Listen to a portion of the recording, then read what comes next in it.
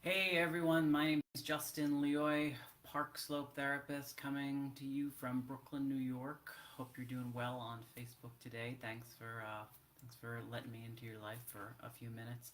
I want to talk to a little bit today about some concrete tips to help people who have some social anxiety that want to be able to meet new people going out on their own sometimes. It can be really, really scary to just show up at a coffee shop or a bar or somewhere where you're hoping to meet new people, but don't know how to make that first step. Or even, what might even come up more today is how to make yourself look open enough for other people to meet you. So the first thing I like to say to people is to have a set time for yourself. Don't just say I'm just gonna go and I'm gonna sit there until I meet someone. Give yourself something more defined, an hour and a half, something like that. I'm gonna sit here no matter what. I'm gonna get up at the end of 60 minutes or something and go back home or go back wherever you're coming from. So that can help you stop worrying about like what is this? What is this? It's taking so long. It's this. It's like you're out of there. That's it. You can give yourself a pat in the back at the end of that day. You tried something. Secondly, I would suggest people get out of where you normally are.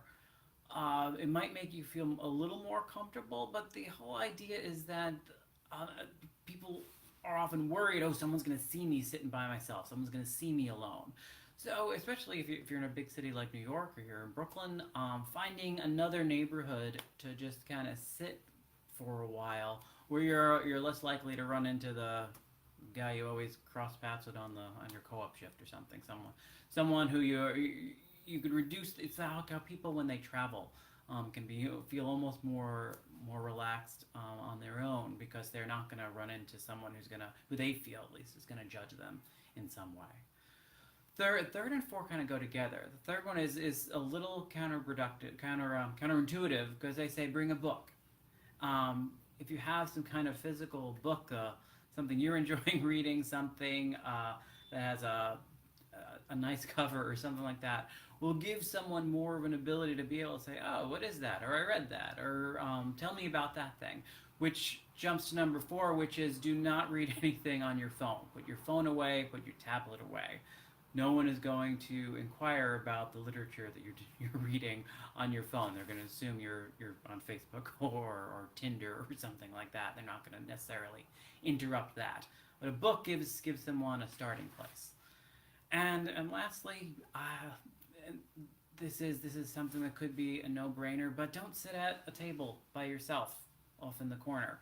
If there's a counter, if there's a bar, sit there where you're just more likely to be able to have someone who will come right up next to you and sit next to you. Then you can start the conversation with them. Maybe they'll start the conversation with you. So these aren't guarantees, but they are some ways to kind of nudge yourself out of, well, certainly just staying at home and definitely not meeting anyone. So time, give yourself a defined time. Second, try out a new neighborhood. Three, get a great book. Number four, put your phone away. And number five, sit at the counter. Makes it more likely you're going to meet someone. All right, if you want to hear more or get some more tips or talk a little more, I'll put my information in the comments, my website, my phone number, and an email.